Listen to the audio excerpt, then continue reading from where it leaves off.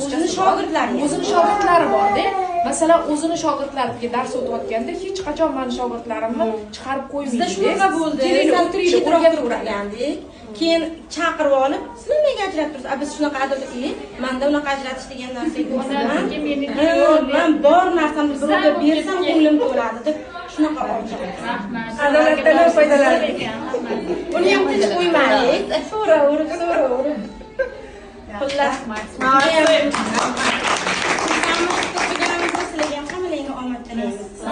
tanish-bilishlaring bo'lsa aytinglar, biz nimaga aytyapmiz? Masalan, biz hamma tanishlarimizga aytyapmiz, kelinglar, o'qinglar. Juda zo'r joy ekan. Masalan, biz o'zimiz joyimizda bo'lmasa ham boshqa qiziqqanlar bo'ladi, so'raydi.